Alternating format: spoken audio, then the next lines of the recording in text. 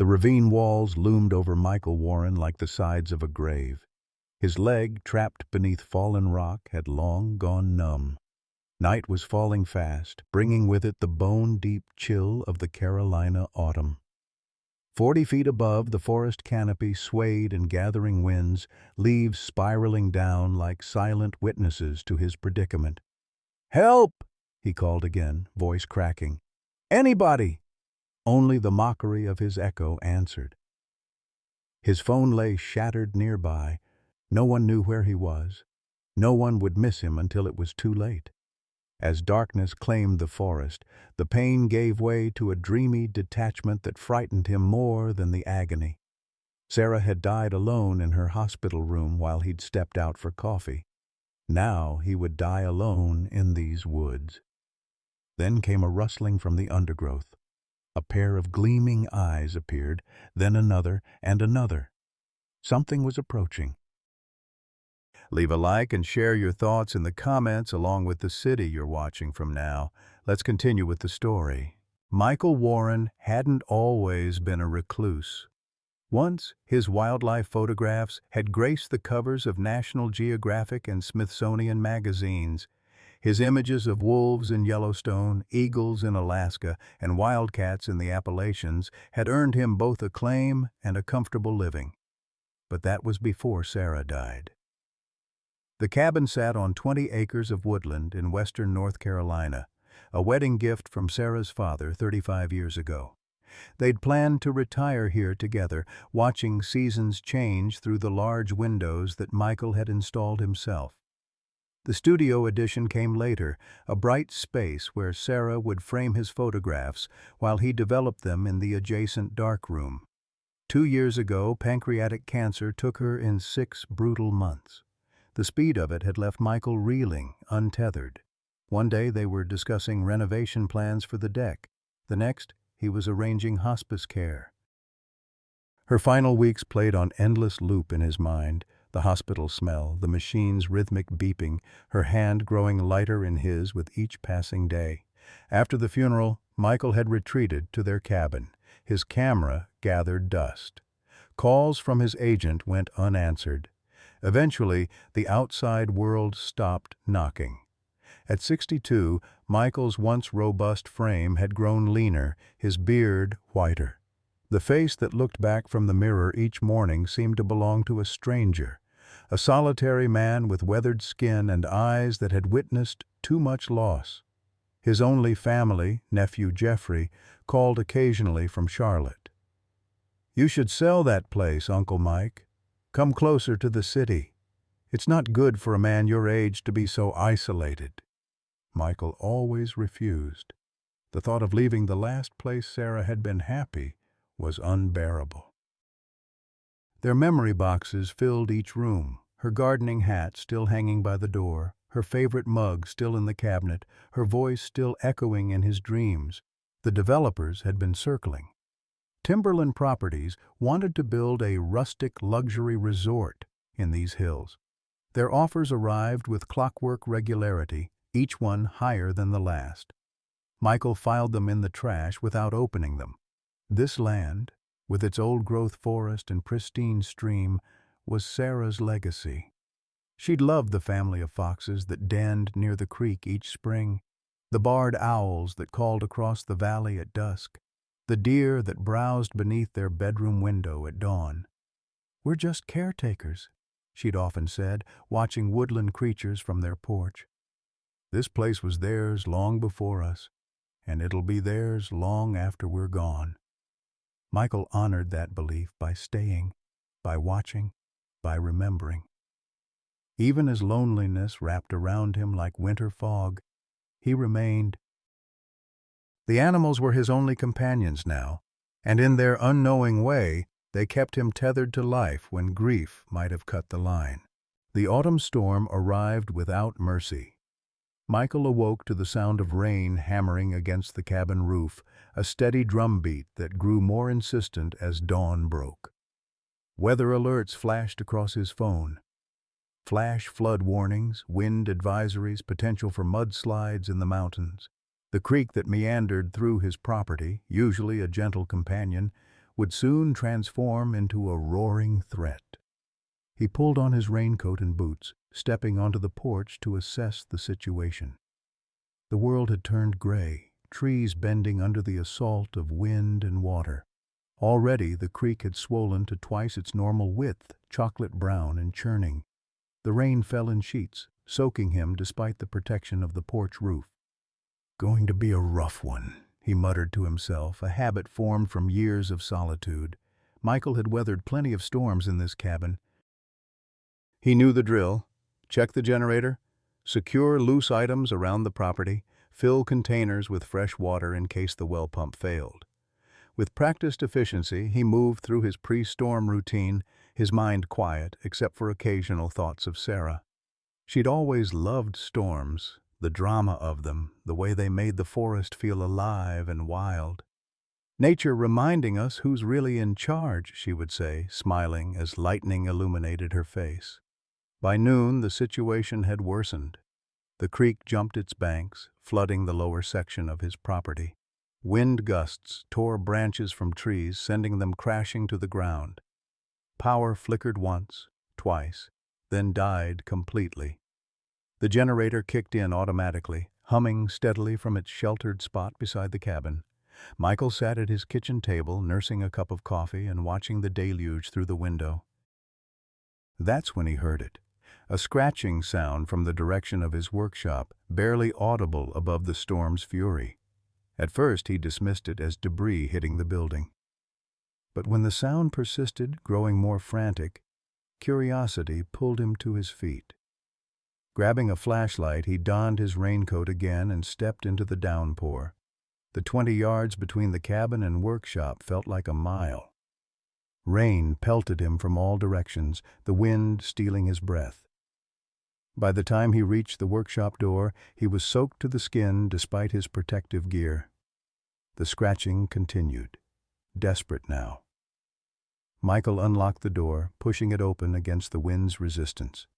His flashlight beam cut through the dimness, illuminating his workbench, tools hanging on the wall, the old chest freezer where he stored extra supplies.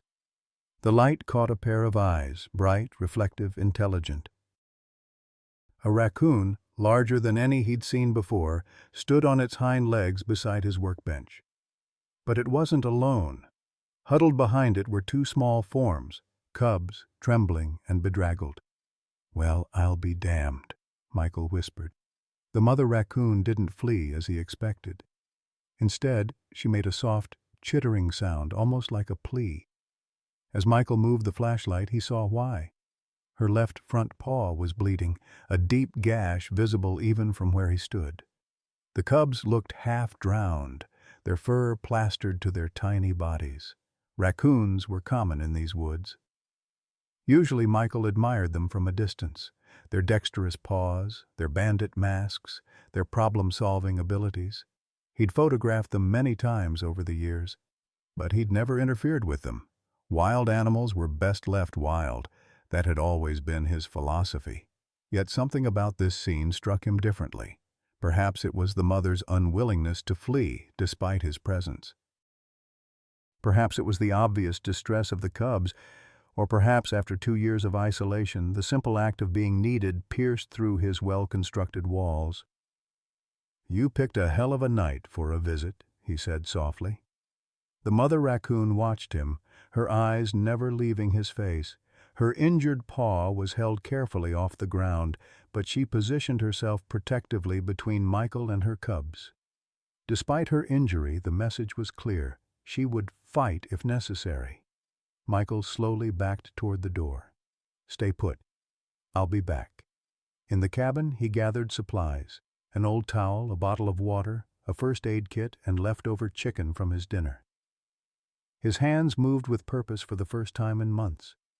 Sarah's voice echoed in his memory. "Every creature deserves compassion, especially when they're suffering." When he returned to the workshop, the raccoon family remained in the same spot. The mother watched warily as he set down his supplies and retreated to the door. With deliberate slowness, he closed the door part way, leaving them an escape route while sheltering them from the worst of the storm. "This is temporary," he told them, feeling slightly foolish for talking to wild animals. "Just until the storm passes." Through the gap in the door, he watched the mother raccoon approach the offerings. She sniffed the water, then the chicken. With surprising delicacy, she took a piece of meat and brought it to her cubs, encouraging them to eat before taking any for herself. The selflessness of the gesture caught Michael off guard. How long had it been since he'd witnessed such simple, uncomplicated care? The sight stirred something in him, a long, dormant sense of connection.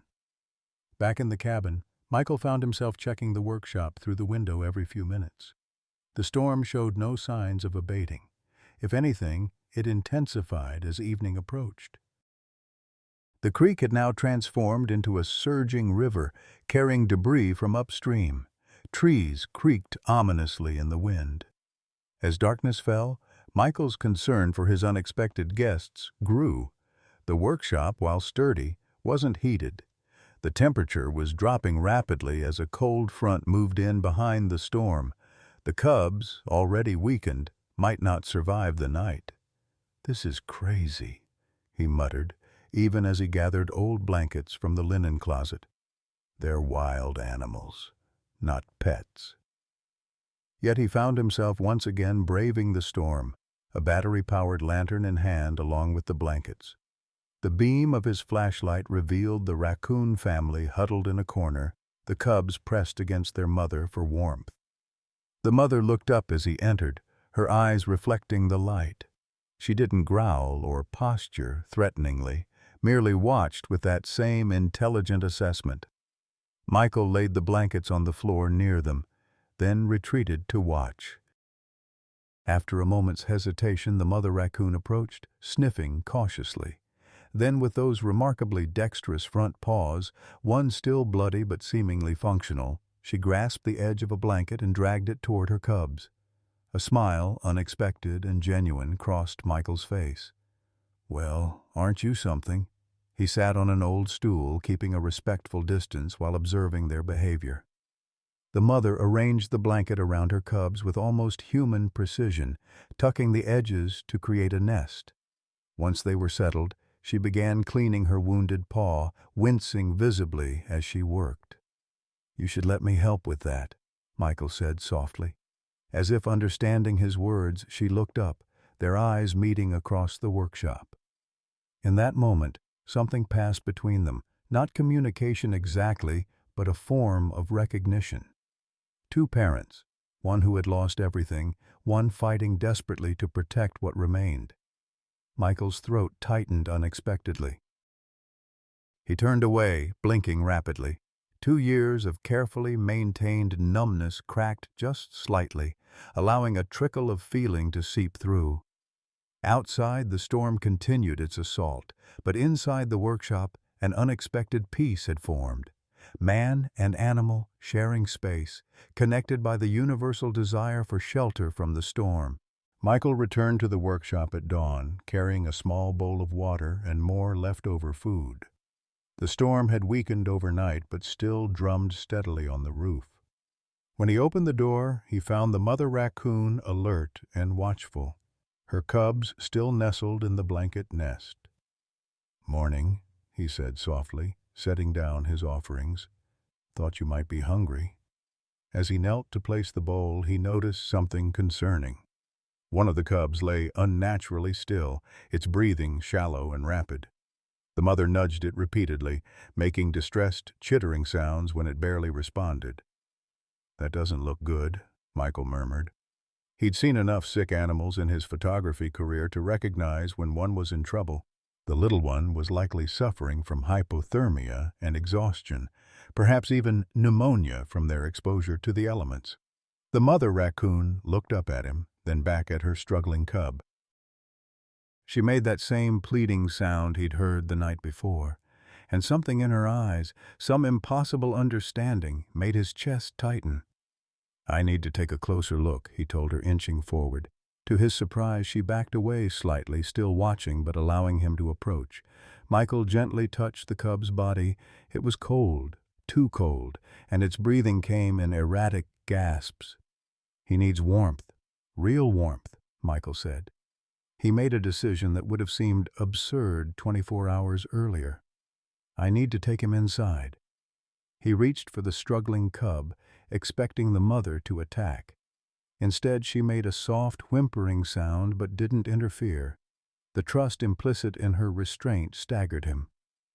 "I'll bring him back," Michael promised, carefully lifting the tiny body. "I'm trying to help."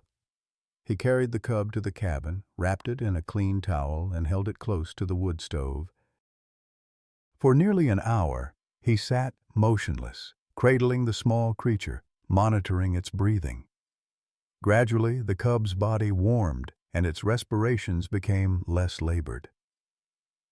When the cub finally stirred, letting out a weak squeak, tears sprang unexpectedly to Michael's eyes. "There you go, little fellow," he whispered. "That's it." The emotional response caught him off guard. How long had it been since he'd felt anything this intensely? Since Sarah's death, he'd existed in a state of protective numbness. Now, holding this tiny wild creature, feeling its heartbeat strengthen against his palm, something long frozen began to thaw. A noise from the porch startled him. The mother raccoon stood at the screen door, the second cub clinging to her back. She had somehow tracked him to the cabin and now pawed at the door, clearly distressed about her missing baby.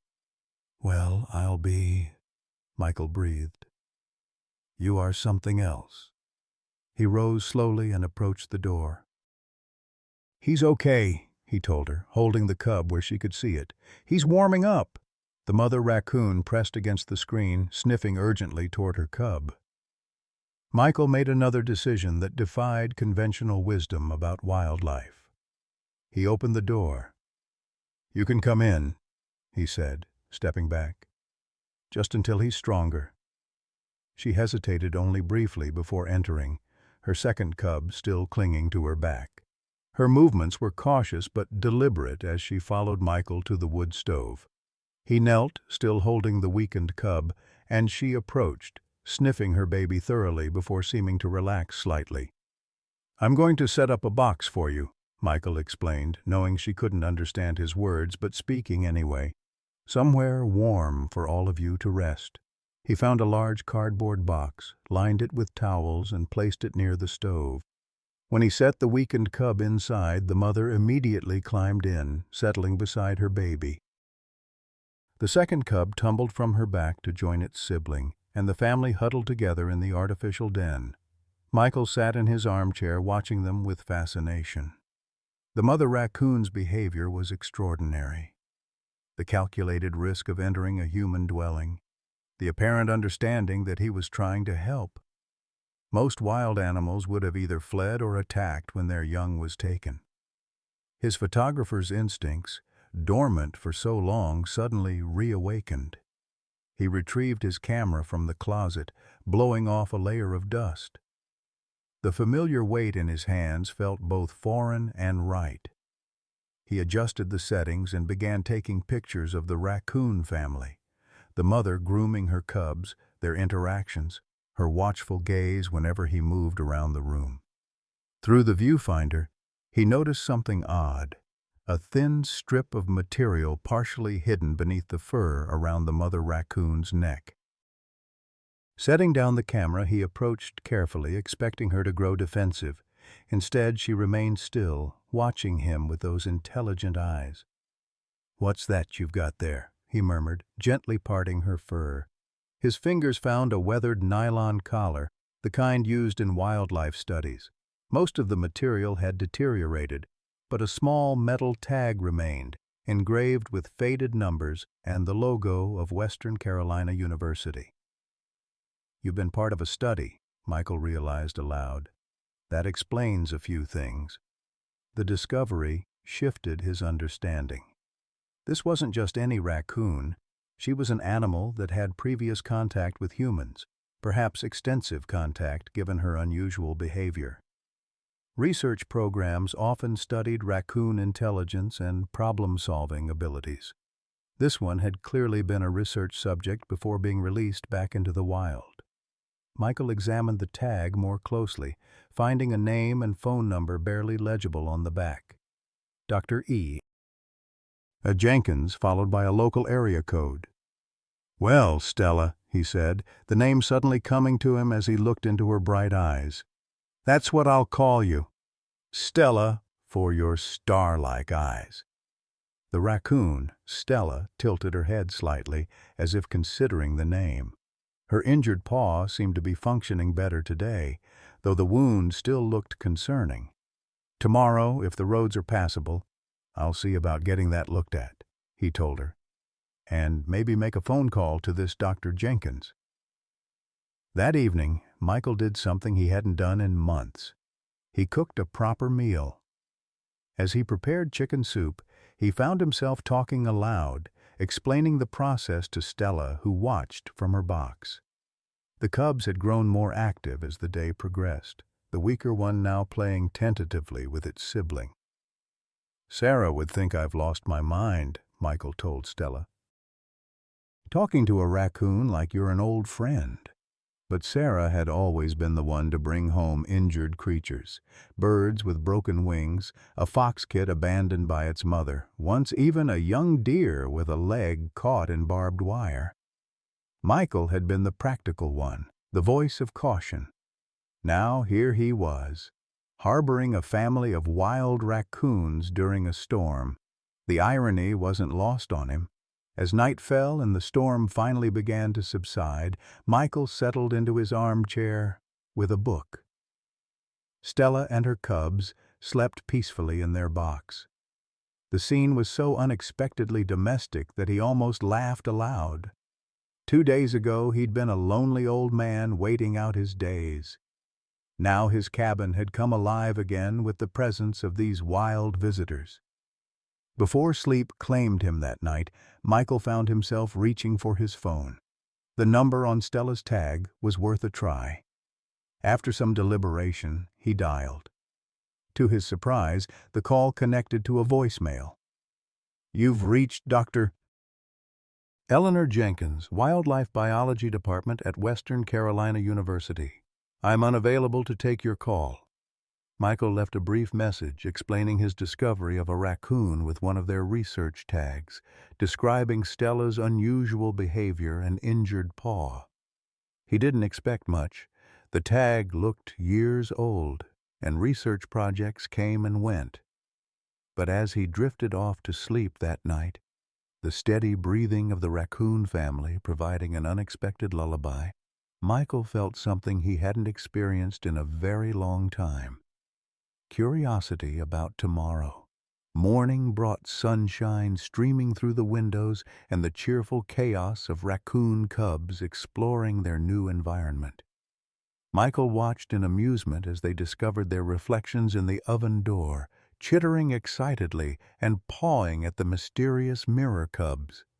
Stella supervised their adventures with maternal vigilance, intervening only when they approached anything potentially dangerous. Michael's phone rang just after breakfast, Dr. Eleanor Jenkins returning his call. Her voice conveyed immediate interest. "You found one of our study subjects? With cubs? That's extraordinary," she said. "Can you describe the tag number again?" When he read off the faded digits, her excitement became palpable. "That's Stella," she exclaimed, unknowingly confirming the name Michael had chosen. "Subject ST-12. She was part of our advanced cognition study 5 years ago. One of our most remarkable participants. We lost track of her when her collar malfunctioned 3 years back. We assumed that she hadn't survived," Michael finished for her. "Exactly. Raccoons typically live only 2 to 3 years in the wild. Finding her not only alive but with cubs. Mr. Warren, this is scientifically significant. Would you mind if I came to see her? I can bring veterinary supplies for her injury." Michael glanced at Stella, who was demonstrating to her cubs how to open a cabinet door, using both paws to pull while bracing her hind legs for leverage. The intelligence behind the action was unmistakable. "I think she'd like to see you too, Dr. Jenkins," he replied. "The road should be passable by afternoon if the creek recedes." As he hung up, Michael felt an unfamiliar sensation spreading through his chest, a lightness, a sense of purpose. For the first time since Sarah's death, tomorrow held promise beyond mere existence. Dr. Eleanor Jenkins arrived that afternoon in a mud-splattered Jeep, her enthusiasm undimmed by the challenging drive through storm debris. She was a compact woman in her late 50s with silver-streaked hair pulled into a practical ponytail, laugh lines around her eyes, and the weathered complexion of someone who spent more time outdoors than in. "Mr. Warren," she said, extending her hand, "thank you for calling. You've made quite the discovery." "Please call me Michael," he replied, surprised by how good it felt to have another human voice in the cabin after so long. Eleanor's eyes widened as she stepped inside and spotted Stella watching attentively from her cardboard box. "Incredible. She's in remarkable condition for her age." The scientist approached slowly, speaking in a soft, melodic tone. "Hello, old friend. Remember me?" To Michael's amazement, Stella emerged from the box and moved toward Eleanor, sniffing the air. When the woman extended her hand, palm down, the raccoon touched it briefly with her nose. "We worked together for nearly 2 years," Eleanor explained, her voice thick with emotion. Stella was exceptional even among our study group. Her problem-solving abilities tested at the level of a young child in some areas. She opened her bag and removed veterinary supplies. With practiced efficiency, she examined Stella's injured paw, cleaned the wound, and applied antibiotic ointment. The raccoon remained surprisingly cooperative throughout the process. "The study ended when funding dried up," Eleanor continued, wrapping a light bandage around Stella's paw. "We released the subjects back into the wild with tracking collars. Most stayed near campus where food was easy to find, but Stella traveled farther than any of them. We tracked her for almost 2 years before losing signal." "What exactly were you studying?" Michael asked, fascinated by this glimpse into Stella's past. "Cognitive development in raccoons. They have remarkable manual dexterity and problem-solving skills. Their brain-to-body ratio is quite high for mammals their size." Eleanor gestured toward the cubs, who were cautiously examining her boots. "We were particularly interested in knowledge transfer between generations. How mother raccoons teach their young." Michael nodded toward the cabinet that Stella had opened earlier. "She's been demonstrating things to them. Opening doors, using the water bowl." Eleanor's eyes lit up. "You've been observing them? Making notes?" "Taking photographs, mostly," Michael admitted. "Force of habit." "Would you mind sharing them? This could be valuable data," a former study subject observed years later with her offspring, showing learned behaviors. Michael retrieved his camera, and they spent the next hour reviewing his photos. Eleanor's enthusiasm was infectious as she identified specific behaviors and explained their significance. For the first time in years, Michael felt the familiar excitement of contributing to something meaningful. "You know," Eleanor said thoughtfully, "our department might be interested in a collaboration. If you're willing to document Stella and her family, we could provide resources, better equipment, maybe even a small stipend." The offer caught Michael by surprise. "I'm not a scientist." "No, but you're an experienced wildlife photographer with a family of extraordinary raccoons living on your property. That's a rare opportunity." She glanced around the cabin, taking in the framed magazine covers featuring Michael's work. "I recognize these. National Geographic, right? The wolf pack in Yellowstone? That was you?" Michael nodded, a mix of pride and melancholy washing over him. That felt like another lifetime. "Then you understand the value of documentation. Stella's behavior isn't just interesting, it's scientifically significant. Most wildlife researchers never get the chance to observe long-term learning transfer like this." By the time Eleanor left, they had sketched out a preliminary plan.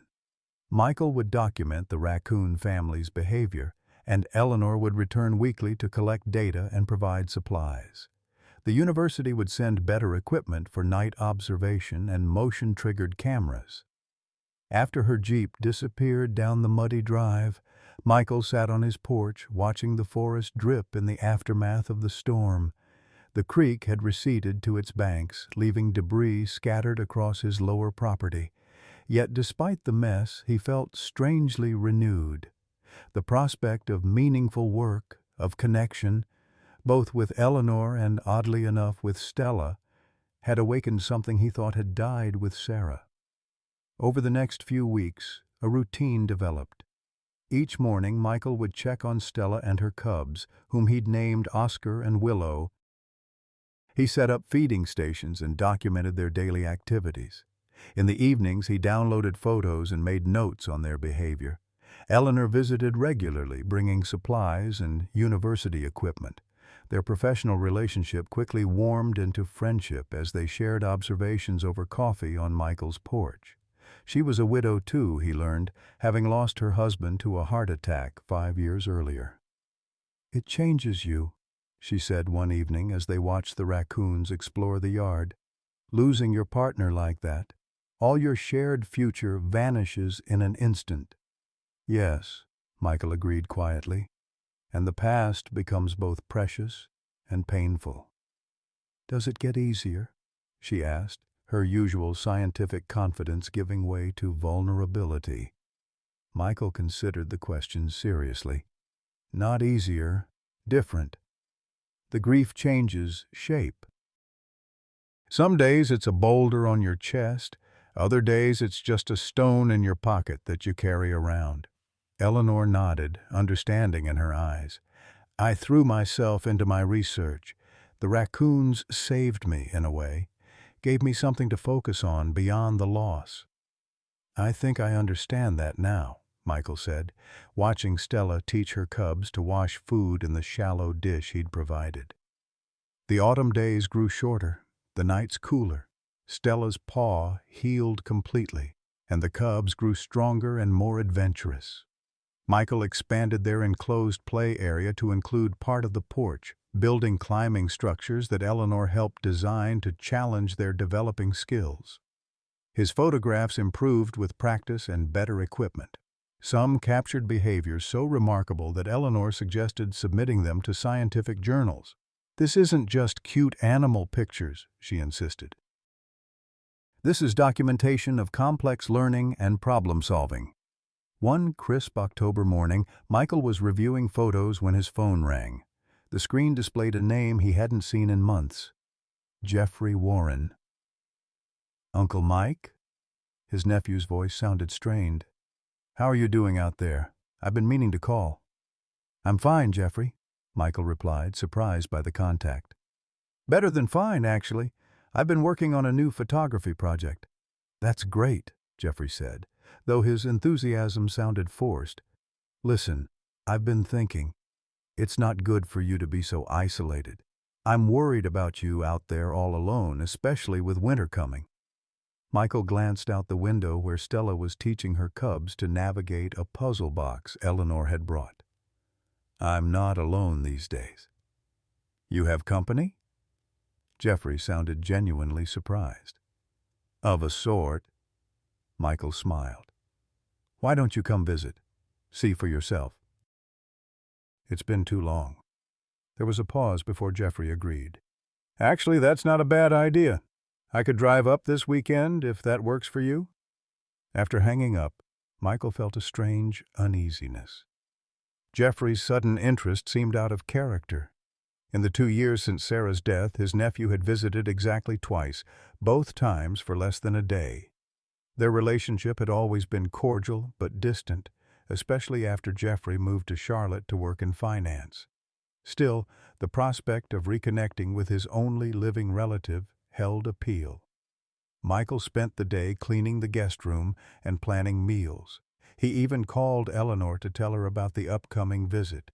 "That's wonderful," she said warmly. "Family is important. Will you introduce him to Stella and the cubs?"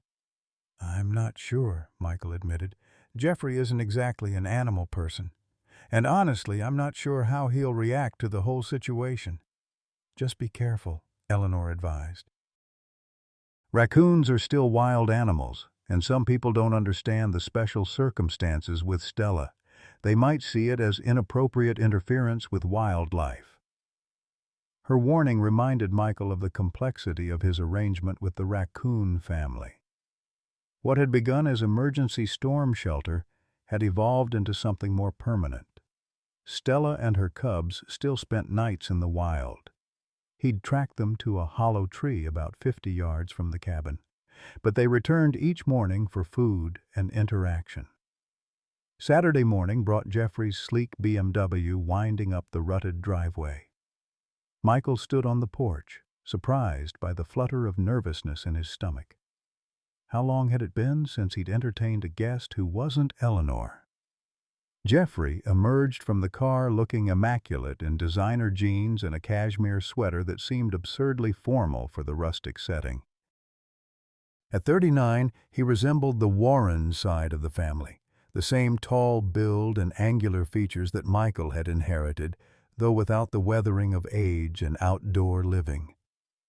"Uncle Mike," he called, arms outstretched for a hug. "You're looking well."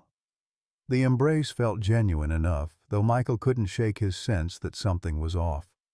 They walked to the cabin together, Jeffrey commenting on the property and asking questions about how Michael had weathered the recent storms. Inside, Jeffrey's eyes widened at the transformation of the living room. Where once there had been only Sarah's carefully arranged furniture, now there were cameras on tripods, notebooks filled with observations, and a corner area clearly designed for animal use. "What's all this?" he asked, gesturing toward the equipment. Michael explained about Stella and the research project, showing Jeffrey some of his photographs. As he spoke, he noticed his nephew's expression shifting from confusion to calculation. "So the university is paying you for this?" Jeffrey asked, his tone carefully neutral. "A small stipend," Michael clarified. "It's not about the money. It's about the research, the documentation." Jeffrey nodded, though his attention seemed elsewhere. "And how long will these raccoons be staying?" "They come and go as they please. They're wild animals, not pets. But the research project could continue for months, maybe years." A peculiar expression flickered across Jeffrey's face. "Years? Uncle Mike, that's quite a commitment for someone your age." The comment stung more than it should have. "My age? I'm 62, not 92. "Of course, I didn't mean—" Jeffrey backpedaled smoothly. "It's just living out here alone, taking on new projects. I worry about you." Their conversation over lunch remained pleasant but slightly strained. Jeffrey asked about the property, about Michael's health, about his long-term plans, questions that seemed innocent enough but carried an undercurrent that Michael couldn't quite identify. It wasn't until after dinner, as they sat on the porch with glasses of bourbon, that Jeffrey's true purpose became clear. "I've been talking to some people," he began, swirling the amber liquid in his glass. "About your situation here." "My situation?" Michael raised an eyebrow. "This property is valuable, Uncle Mike, very valuable. And it's a lot for one person to maintain, especially at my age," Michael finished for him, the pieces suddenly falling into place. Jeffrey had the grace to look slightly embarrassed. "I'm thinking about your future. There's a wonderful retirement community in Charlotte, not far from my place. Private cottages, full medical care on site, activities, people your own age to talk to." "And what happens to this place?" Michael asked quietly. Jeffrey hesitated just a beat too long. "Well, Timberland Properties has made an offer, a very generous offer, considering the market, enough to pay for the retirement community and then some." The betrayal hit Michael like a physical blow. "You've been talking to the developers, behind my back?" "I'm trying to help you," Jeffrey insisted, leaning forward. "This place is too isolated, too much work. You're not getting any younger, Uncle Mike. What happens if you fall, if you get sick? Who's going to help you out here? I'm not selling my home to fund a retirement community I don't want or need," Michael said, his voice tight with anger. "And I'm certainly not selling to developers who want to tear down these woods." Jeffrey's expression hardened. "Be reasonable. This land is worth over $1 million now. The developers want to build an eco-resort. They'll preserve some of the forest." "Some?" Michael stood, unable to contain his agitation. "This isn't just real estate, Jeffrey. This is habitat. This is home. Not just for me, but for countless creatures, including a family of raccoons that happen to be part of a university research project." "Raccoons," Jeffrey repeated flatly. "You're choosing raccoons over your own security, your own future?" "I'm choosing my home," Michael corrected him. "The home Sarah and I built. The home we loved." "Aunt Sarah has been gone for 2 years," Jeffrey said, his voice softening in a way that felt calculated. "She wouldn't want you clinging to the past like this, living alone, talking to wild animals." The invocation of Sarah's name ignited a flash of fury in Michael. "Don't tell me what Sarah would want. You barely knew her." They argued late into the night, Jeffrey cycling through tactics, concern, logic, guilt, even thinly veiled threats about Michael's mental competence. By morning, the atmosphere in the cabin was glacial. Jeffrey departed with minimal pleasantries, promising to revisit the conversation when you've had time to think rationally. After the BMW disappeared down the drive, Michael sat heavily on the porch steps, emotionally drained. The visit had revealed an ugly truth. His only living relative saw him not as family to be cherished, but as an inconvenient obstacle to financial gain. He was still sitting there, lost in thought, when Stella emerged from the forest edge with her cubs in tow. She approached cautiously, sensing his distress. To his surprise, she climbed the steps and sat beside him, close but not touching. Oscar and Willow tumbled around the porch, playing with abandoned exuberance. "At least you're honest," Michael told her, managing a small smile. "You just want my food, not my property." Stella tilted her head, those intelligent eyes fixed on his face. In that moment, the raccoon's silent companionship provided more comfort than all of Jeffrey's hollow reassurances. Michael reached for his camera, finding solace in the familiar routine.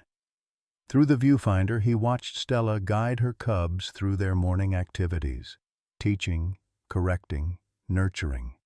This wild family had given him purpose when he needed it most. Whatever came next, he would protect them as fiercely as Stella protected her cubs. That afternoon, he called Eleanor to tell her about Jeffrey's visit and the developer's plans. "They can't just force you to sell," she assured him.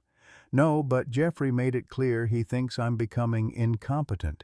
Said he might need to take steps if I don't see reason." Michael's voice betrayed his worry. "He's my medical proxy since Sarah died. If he convinced a doctor I can't care for myself—" Eleanor was silent for a moment. "We won't let that happen. The university might have some interest in this situation, too. Your property borders protected watershed land. There could be legal complications for any development." Her support bolstered his resolve. That evening, as storm clouds gathered again on the horizon, Michael made a decision. He would fight for his home, for the forest, for Stella and her family. Sarah would have expected nothing less. 3 days after Jeffrey's visit, another storm swept through the mountains. Not as severe as the first, but enough to swell the creek and send small rivulets cascading down the hillsides. Michael spent the morning securing loose items around the property, checking that his emergency supplies were accessible, and making sure Stella and her cubs had shelter if they needed it. By afternoon, the worst had passed, leaving behind a landscape washed clean but disrupted. Michael decided to walk his property line, concerned about erosion along the creek and potential damage to the trails he maintained. He packed a small bag with water, trail mix, and a first aid kit, habits from his days photographing in remote locations. "I'll be back before dark," he told Stella, who was watching him from her perch on the porch railing. "Don't get into too much trouble while I'm gone." The raccoon tilted her head, her bright eyes following his movements. In the weeks since she'd arrived during the first storm, Michael had grown accustomed to talking to her as if she understood. Sometimes, with her uncanny intelligence, he almost believed she did. He set out along the creek, noting where the banks had eroded and where fallen trees created new obstacles. The land felt different somehow, or perhaps he was the one who had changed. Before Stella and Eleanor had entered his life, these walks had been solitary exercises in grief management. Now he found himself mentally cataloging observations to share with Eleanor, noticing details he might have missed before. About a mile from the cabin where his property bordered national forest land, Michael spotted something odd: fresh tire tracks cutting through the underbrush.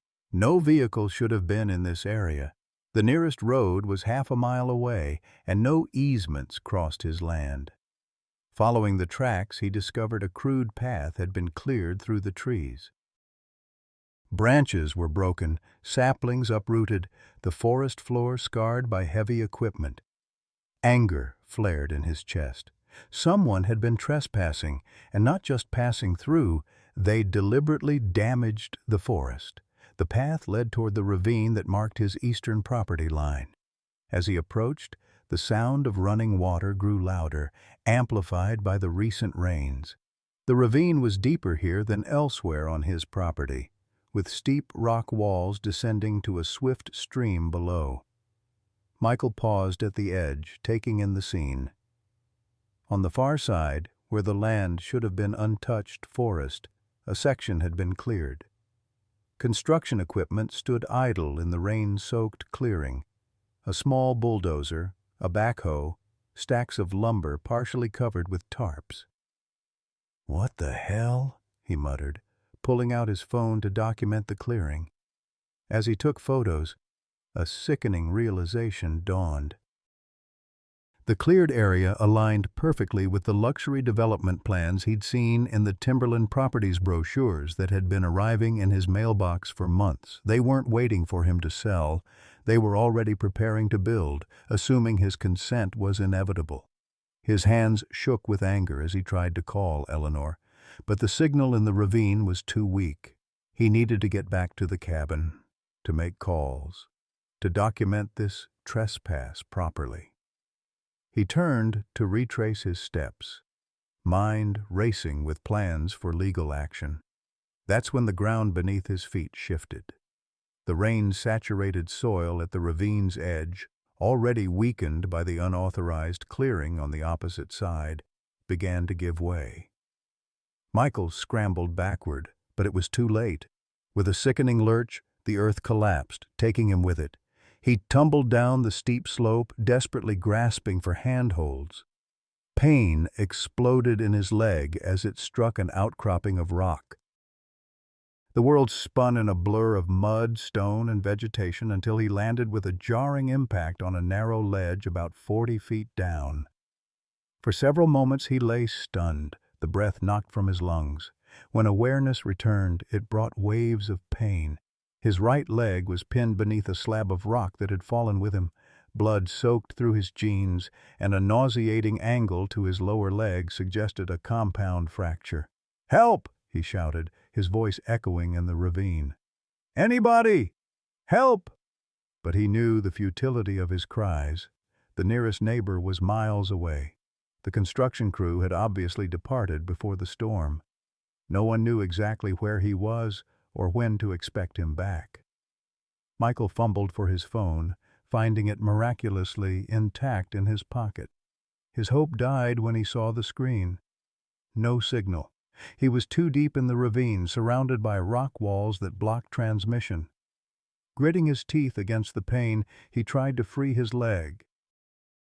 The effort sent such agony shooting through his body that he nearly lost consciousness. The rock was too heavy, his position too precarious. One wrong move could send him plummeting the remaining distance to the stream below. The reality of his situation settled over him like a cold shroud.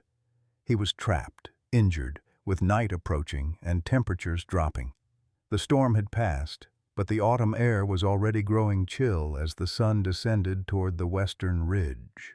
Hours crawled by. Michael alternated between shouting for help and conserving his strength. He cataloged his resources: half a bottle of water, some trail mix, a light jacket, the useless phone. His first aid kit had been lost in the fall. As darkness engulfed the ravine, a bone-deep cold seeped into his body. Shock and blood loss left him trembling uncontrollably. He knew the signs of hypothermia, had photographed its effects on animals in the wild. The irony wasn't lost on him. After years documenting wildlife survival, he would likely die from the same exposure he'd observed through his lens. His thoughts turned to Sarah. She would be furious with him for dying like this, alone in the woods. She had always insisted he tell someone before heading out on trail maintenance. Even experienced outdoorsmen make mistakes, she'd lecture. In his grief after her death, he'd abandoned such precautions. What did it matter if something happened to him when she was gone? But now, facing mortality and the growing darkness, Michael realized he wasn't ready to die. Not yet. Not when he'd just begun to feel alive again.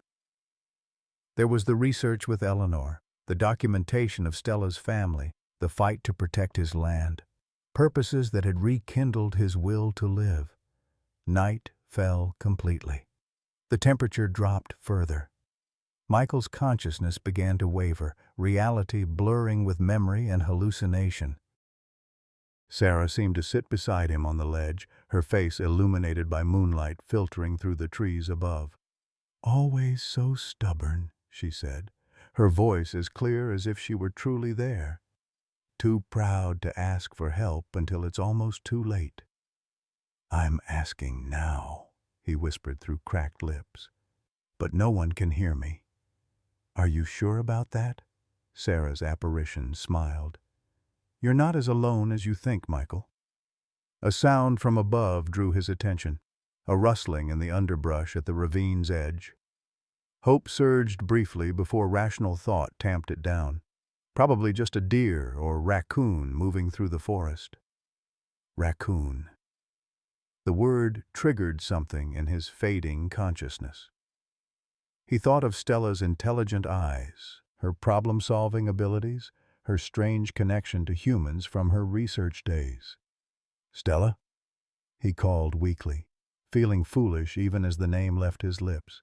What was he expecting? That a wild animal would somehow understand his predicament, would somehow bring help? The rustling continued, then a familiar chittering sound. A dark shape appeared at the ravine's edge, silhouetted against the night sky. Two reflective eyes caught the moonlight, gleaming like stars in the darkness.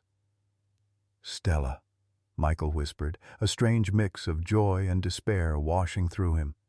She had found him somehow, tracked him to this place. But what good could it do? She couldn't free him, couldn't call for help. The raccoon made her way down the slope with remarkable agility, finding footholds where a human would see none. She approached him cautiously, sniffing at his injured leg, her whiskers brushing against his hand. "Hey, girl," Michael said softly. "Good to see you. Not that you can help much." Stella circled him twice, examining his position with what seemed like methodical purpose. Then, to his astonishment, she began gathering small sticks and leaves, piling them near his trapped leg. "What are you doing?" he asked, watching her work with growing wonder. She continued her task, returning multiple times with more materials until she had created a substantial pile. Then, using her dexterous front paws, she began pushing the debris into the narrow space between the rock and his leg. Understanding dawned through Michael's pain-fogged mind. She was trying to create leverage to change the pressure point of the rock. It was exactly the kind of problem-solving behavior Eleanor had described from the university studies. "Smart girl," he breathed. "But I don't think it's going to work. That rock weighs more than both of us combined." Stella ignored his pessimism, continuing her work with single-minded determination. For nearly an hour, she labored, occasionally disappearing up the slope to retrieve more materials. Michael drifted in and out of consciousness, the cold and blood loss taking their toll. He awoke to a pressure on his chest. Stella was standing on him, chittering urgently, patting his face with her paws. When his eyes opened, she immediately returned to the trapped leg. "I'm awake," he mumbled. "Still here." The raccoon had substantially altered the position of the debris under the rock. She now stood beside his leg, looking at him expectantly, then pushing against the rock with her body. With a jolt of understanding, Michael realized she wanted him to push too.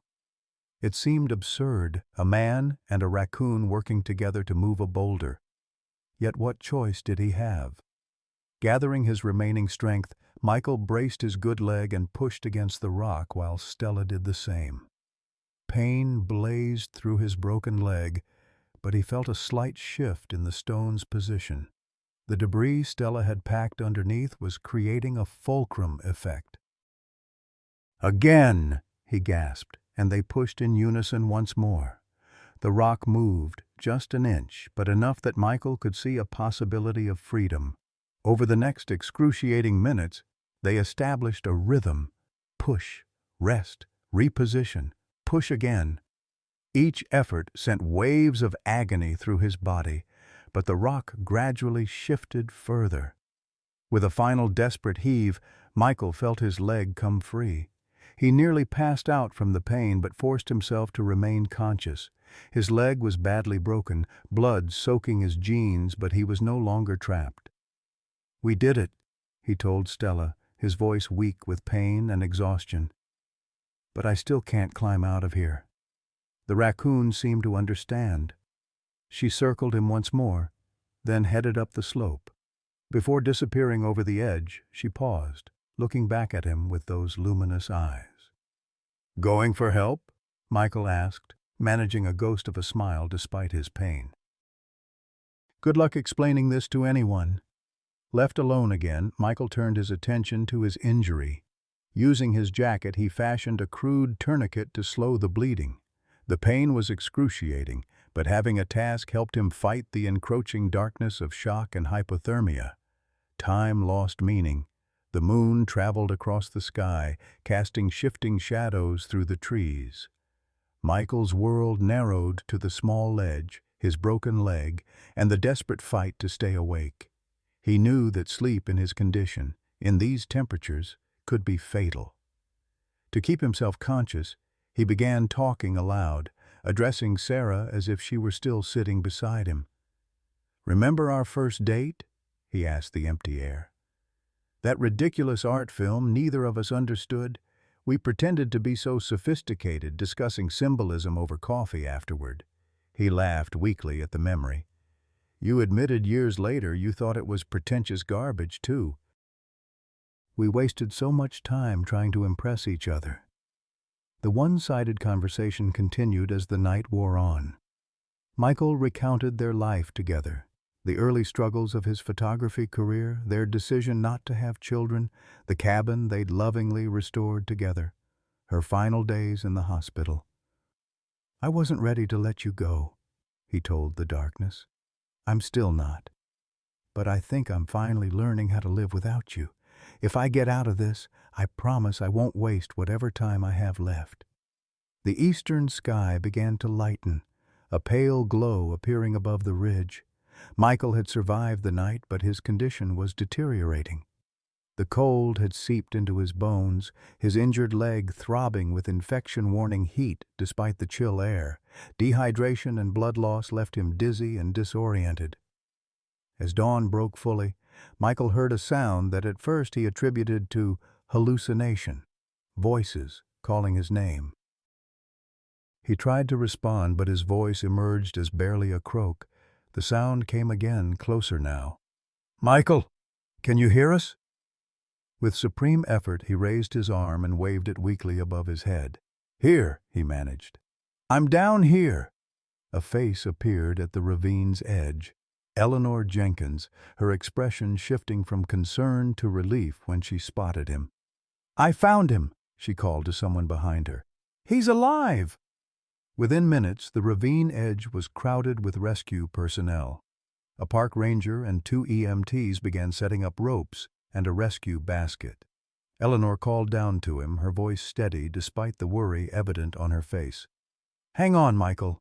We're coming to get you. What happened? Are you injured?" "Broken leg," he called back, his voice stronger with renewed hope. "Trapped under a rock. How did you find me?" Eleanor's answer was interrupted by the EMTs beginning their descent. The rescue operation proceeded with professional efficiency. They stabilized his leg, secured him in the basket, and carefully hoisted him up the ravine wall. At the top, Michael was transferred to a stretcher. As they prepared to move him to a waiting ambulance, he grabbed Eleanor's hand. "How did you know where to look?" he asked again. "How did you find me?" Eleanor's expression was a mixture of concern and amazement. "It was the strangest thing. I came to drop off some equipment last night, but you weren't at the cabin. I was worried when I saw your truck still there, but no sign of you." She glanced toward the trees where a familiar shape lurked at the forest's edge. "Then this morning, just after dawn, Stella showed up at my motel room window. My ground floor window, Michael. She was scratching at the glass, making a terrible racket. When I opened the door, she wouldn't leave. She kept running a few feet away, then coming back like she wanted me to follow her." Michael's gaze followed hers to where Stella watched from the shadows, her cubs beside her. "I know it sounds crazy," Eleanor continued, "but I followed her. She led me straight to your property, to this ravine. That's when I called for help." The EMTs were ready to transport him now. As they lifted the stretcher, Michael caught a final glimpse of Stella at the forest's edge. Their eyes met across the distance, a connection he couldn't explain but could no longer deny. "Thank you," he mouthed silently. The raccoon held his gaze for a moment longer, then turned and disappeared into the trees, her cubs following close behind. In the ambulance, drifting in and out of consciousness as pain medication took effect, Michael heard fragments of conversation between Eleanor and the rescue personnel. Words like illegal clearing and developer trespassing filtered through his haze. She was showing them his phone, the photos he'd taken of the construction equipment. "The landslide was caused by their unauthorized clearing," she was explaining. "They removed vegetation that stabilized the ravine wall. It's not just trespassing, it's negligence that nearly killed someone." Michael closed his eyes, too exhausted to process the implications. For now, it was enough to be alive, to know that somehow, against all logic and expectation, a raccoon had understood his distress and brought help. His last thought before surrendering to the medication's pull was of Sarah. She would have loved this story. She would have said it confirmed what she'd always believed, that the connections between living creatures ran deeper and stranger than most people ever realized. Michael drifted through landscapes of pain and memory, the antiseptic smell of the hospital room occasionally piercing through his haze. His dreams were vivid tableaux where Sarah walked alongside him through familiar forest paths, her voice clear as mountain water. "You're not paying attention," she chided in one recurring scene. "Look closer. What do you see?" He would strain to follow her pointing finger, but the image always dissolved before he could identify what she wanted him to notice. When full consciousness finally returned, Michael found himself in a private hospital room, his right leg elevated and encased in a complex framework of metal and pins. An IV dripped clear fluid into his arm, and monitors beeped softly beside the bed. "Welcome back," said a voice from the doorway. Eleanor Jenkins stood there holding a small vase of wildflowers. Dark circles under her eyes suggested she'd been there for some time. "How long?" Michael asked, his voice raspy from disuse. 3 days, she replied, approaching the bed. "You developed an infection. They had to operate twice on your leg. Compound fracture, tissue damage. You lost a lot of blood down in that ravine. The memories flooded back. The landslide, the agony of being trapped, the cold night, and most improbably Stella's rescue efforts. "Stella," he murmured. "Did I dream that part? Did she really?" Eleanor set the flowers on the bedside table and took a seat. "If you're asking whether a raccoon led me to find you, then no, you didn't dream it. I've been researching animal behavior for 20 years and I've never seen anything like it." She leaned forward, her scientific detachment momentarily abandoned. "Michael, she understood you were in trouble. She sought out human help deliberately. She saved my life," he said simply. "Yes, and possibly more than just yours." Eleanor explained how his accident had triggered a series of unexpected events. The photos on his phone had provided evidence of illegal activity by Timberland Properties. They had begun clearing land and preparing for construction without permits, environmental impact studies, or, most critically, ownership of the property. "The county sheriff is investigating," she told him. "They've issued stop work orders and are talking about significant fines. Apparently, the company has a history of this, starting work before approval, assuming they can settle any violations with minimal penalties later." Michael absorbed this information slowly, his mind still foggy from medication. "Jeffrey," he said eventually. "My nephew. He was working with them." Eleanor's expression tightened. "Yes, we know." The sheriff found emails on the developer's server. Jeffrey was going to receive a substantial finder's fee if the sale went through. He'd been feeding them information about your routines, your health, even providing copies of your property surveys. The betrayal, already painful when suspected, cut deeper with confirmation. Michael turned his face toward the window, blinking back unexpected tears.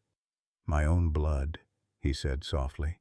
"I'm sorry," Eleanor said, her hand gently covering his. "Family should protect each other, not this."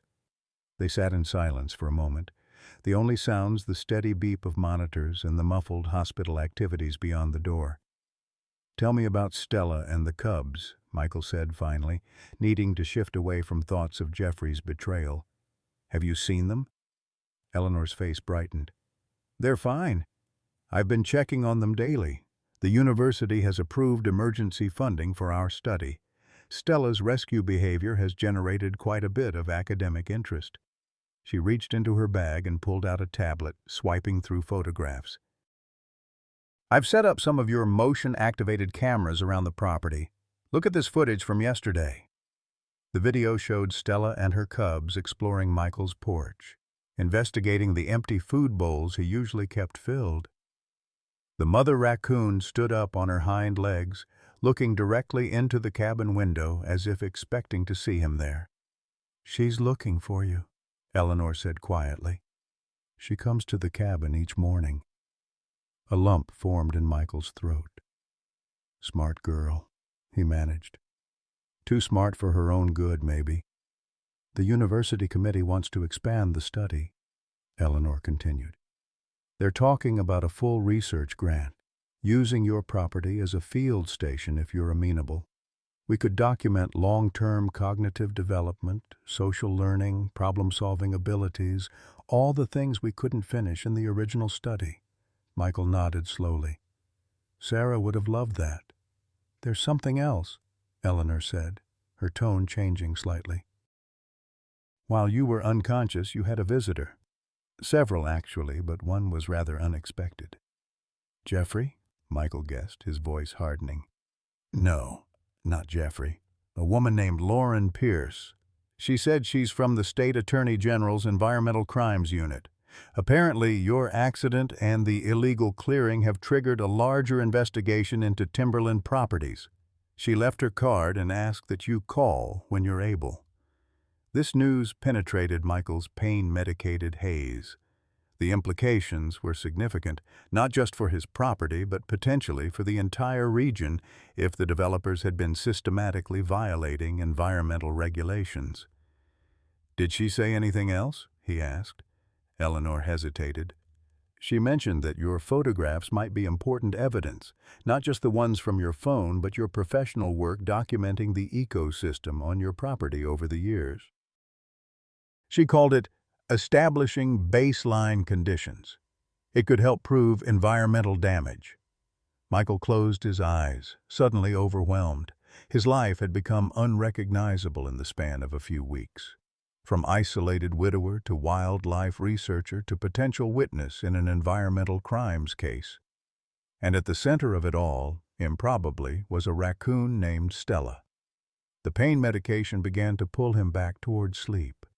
As consciousness slipped away, he heard Sarah's voice again, this time with perfect clarity. "Everything is connected, Michael. Everything matters." When he next awoke, night had fallen. His room was dimly lit, the monitors casting a bluish glow over unfamiliar shapes. For a disorienting moment he thought he was still in the ravine, still trapped and freezing. Panic surged until his eyes adjusted and the hospital room came into focus. A nurse appeared, alerted by his elevated heart rate on the monitor. She checked his vitals, adjusted his medication, and offered reassurances that seemed practiced but sincere. After she left, Michael found himself fully awake, his mind clearer than it had been since the accident. He reached for the cup of water beside his bed, wincing at the pain that shot through his body with even that small movement. The doctor had explained his injuries during a brief period of lucidity earlier: compound fracture of the tibia and fibula, tissue damage, mild hypothermia, moderate blood loss, secondary infection. Recovery would be long and painful. At his age, they'd warned, he might never regain full function in the leg. His age. The phrase echoed Jeffrey's condescending concern. Was 62 really so old? Too old to live independently, to maintain his own property, to start new projects. The medical staff seemed to think so, their conversations peppered with references to rehabilitation facilities and assisted living options. A different kind of pain, sharper than his physical injuries, lanced through him. Would he lose his independence, his home, his newfound purpose, despite surviving the ravine? The thought was almost unbearable. Sleep eluded him for the remainder of the night. As dawn broke, bringing the hospital's daytime rhythms of tests and treatments, Michael made a decision. Whatever the cost, whatever the effort required, he would return to his cabin, to his work, to Stella and her cubs. The next few days passed in a blur of medical procedures, physical therapy assessments, and visits from investigators. Lauren Pierce from the Attorney General's office returned, recording his formal statement about the illegal clearing and his accident. She was a sharp-featured woman in her 40s with the focused intensity of someone accustomed to building cases piece by piece. "Your photographs could be crucial evidence, Mr. Warren," she explained. "They establish not only the illegal activity, but the prior condition of the ecosystem they've damaged." "My work has always been about showing what's worth protecting," Michael told her. "I never expected it to be used like this. But if it helped stop them, Sarah would be pleased." "Sarah?" Pierce asked. "My late wife. She loved that land even more than I do." The investigator's professional demeanor softened momentarily. "I'm sorry for your loss, and I'm sorry this happened to you." She hesitated, then added, "Dr. Jenkins mentioned something unusual about how you were found, something about a raccoon leading her to you." Michael met her skeptical gaze steadily. "Yes, Stella. She's part of a university research study on raccoon intelligence. She found me in the ravine, tried to help free my leg from the rock, and then somehow brought Dr. Jenkins to my location." Pierce's expression remained carefully neutral. "That's remarkable." "It's the truth," Michael said simply. "Believe it or don't, but that raccoon saved my life." After she left, Michael sank back against his pillows, exhausted by the interview. His thoughts turned again to Jeffrey. His nephew hadn't visited or called since the accident, not surprising given his exposed collusion with the developers. Still, the complete silence hurt in ways Michael hadn't expected. Whatever Jeffrey's faults, he was family, the only blood relation Michael had left.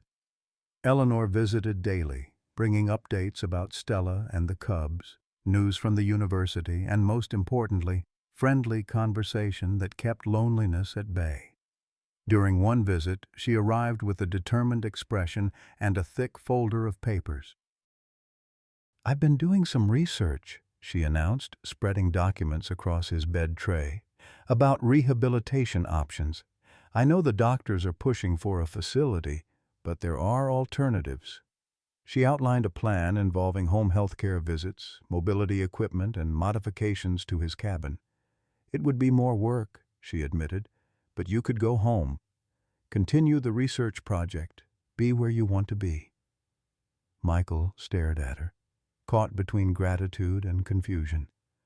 "Why are you doing all this, Eleanor? The research I understand, but this?" He gestured at the papers. "This goes beyond professional interest." She met his gaze directly. "Because I know what it's like to lose someone and then feel like you're losing everything else too. After Robert died, people tried to make decisions for me, tell me what was best. I hated it." She smiled slightly. "Also, I'm fairly certain Stella would break into any rehabilitation facility they put you in." "Better to have you where she can find you legitimately." Michael laughed for the first time since the accident, then winced as pain shot through his ribs. "You may be right about that." As his condition stabilized, Michael's thoughts increasingly turned to Sarah. Not with the crushing grief that had characterized the past 2 years, but with a strange sense of ongoing conversation. In quiet moments, he found himself mentally telling her about Stella, about Eleanor, about the unexpected turns his life had taken. "You'd say it was all meant to be, wouldn't you?" he murmured one night, looking out his hospital window at the stars. "The storm that brought Stella to my door. The accident that exposed the developers. Even meeting Eleanor again after all these years." Sarah had always believed in a universe more ordered and purposeful than Michael's more pragmatic outlook allowed. Yet now, looking back at the improbable chain of events, he wondered if perhaps she'd been right all along. On his 7th day in the hospital, Michael was working with a physical therapist when Eleanor burst into the room, her face flushed with excitement. "Sorry to interrupt," she said breathlessly, "but you need to see this." She held up her tablet, showing a news website with the headline, "Environmental Crimes Unit Raids, Developer Offices, Following Near-Fatal Accident." The article detailed how the investigation sparked by Michael's accident had expanded dramatically. Timberland Properties was now facing multiple charges related to environmental violations across 3 counties. Internal documents seized in the raid suggested a pattern of beginning work without permits, bribing local officials, and falsifying environmental impact studies. "They're calling it one of the largest environmental crimes cases in state history," Eleanor said. "And it all started because you fell into that ravine." "Because Stella found me," Michael corrected softly. That night, alone in his hospital room, Michael dreamed of Sarah again. They sat together on their porch, watching the sunset as they had countless times during their marriage. "You're seeing it now, aren't you?" dreamed Sarah asked. "What I always tried to tell you?" "That everything is connected," Michael replied. "That what seems like coincidence might be something more." She smiled, that particular smile that had always made him feel both understood and challenged. "Raccoons don't typically rescue humans, Michael. They don't lead other humans to help. They don't stand guard over injured strangers through the night." "No," he agreed. "They don't." "So what does that tell you?" Before he could answer, the dream shifted. He was back in the ravine, cold and in pain, but this time Sarah sat beside him on the narrow ledge, solid and real. "I'm afraid," he admitted to her, Not of dying, of living without purpose, of being alone. You've never been alone, she told him, her voice gentle but firm, and you have more purpose now than ever before. You just needed a little help seeing it.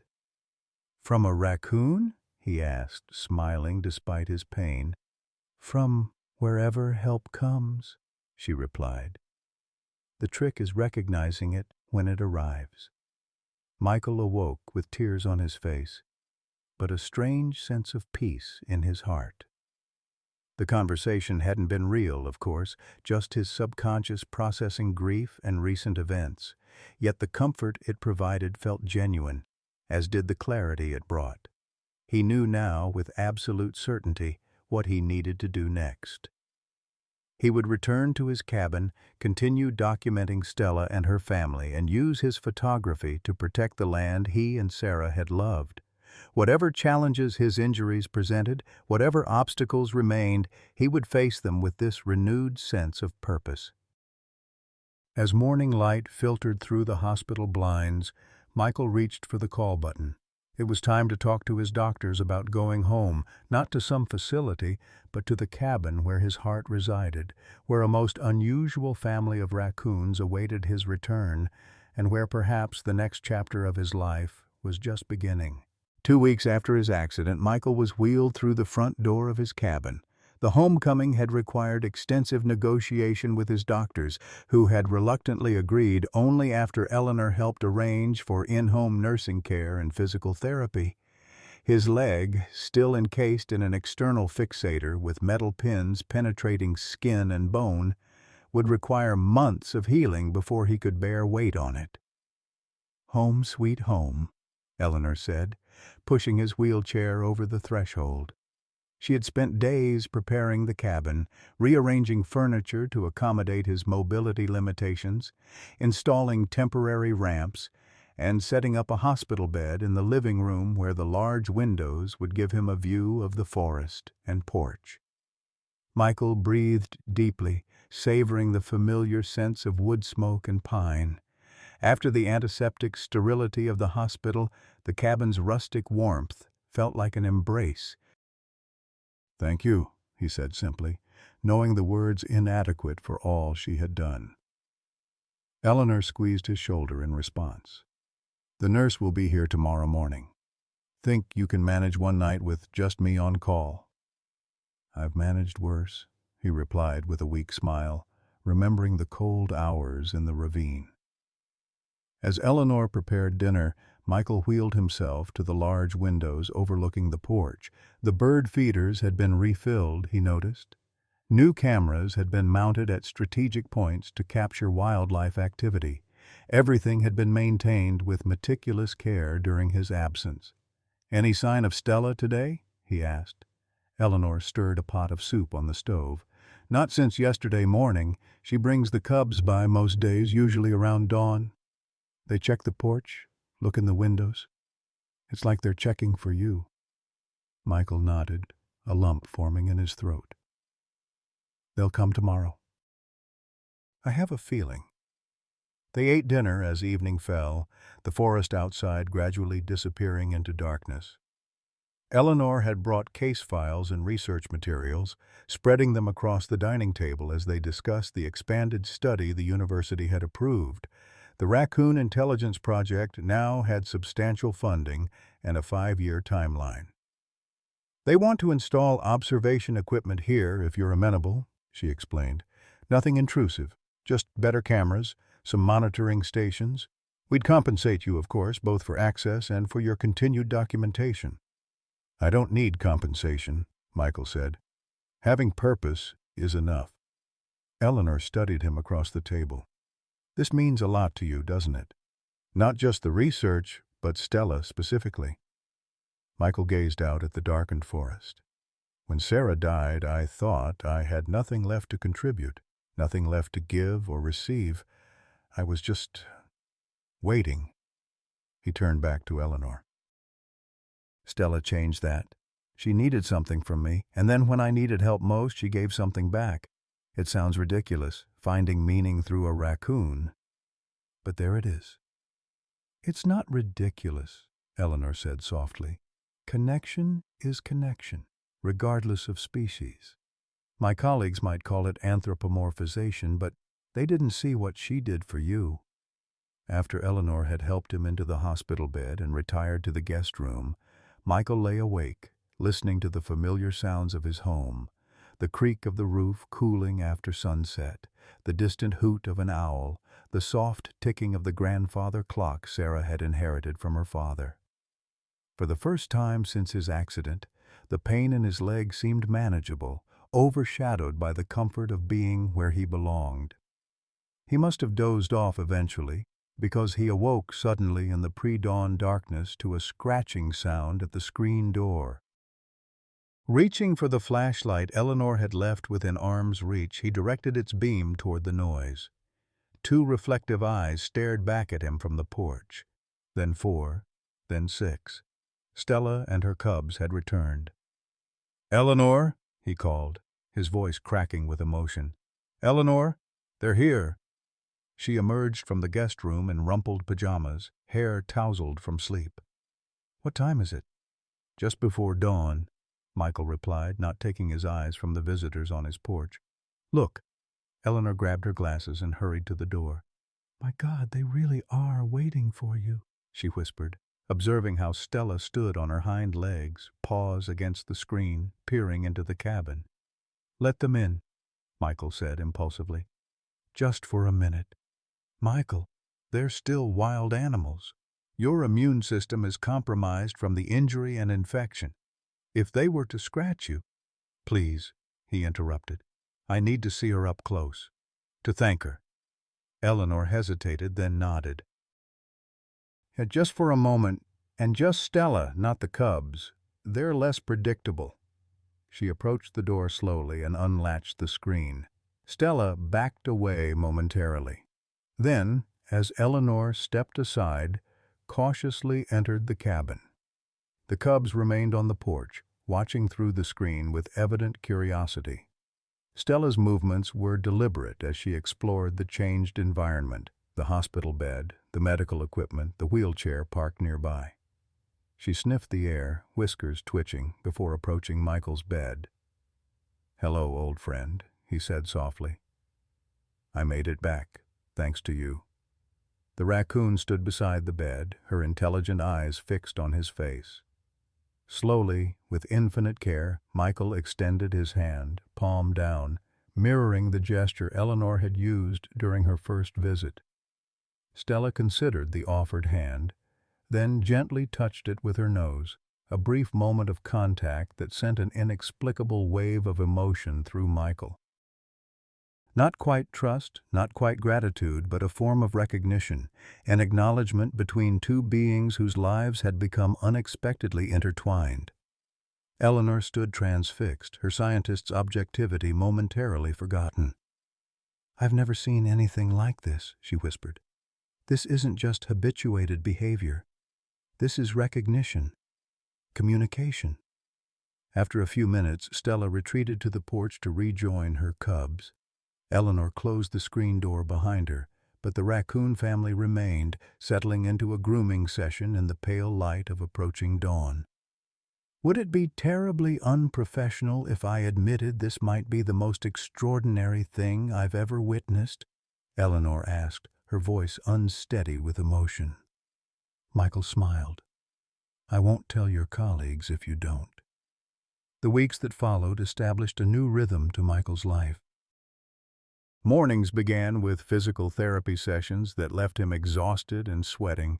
Afternoons were dedicated to reviewing camera footage and making notes on raccoon behavior.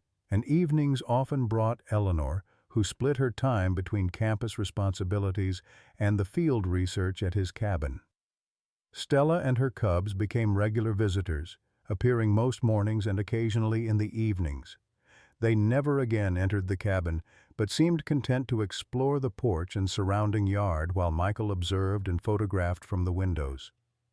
The university installed more sophisticated monitoring equipment, allowing them to track the raccoon family's movements throughout the property. As autumn deepened toward winter, Michael's recovery progressed slowly but steadily, The external fixator was replaced with a less cumbersome brace. He graduated from wheelchair to walker, each painful step a victory in his battle for independence.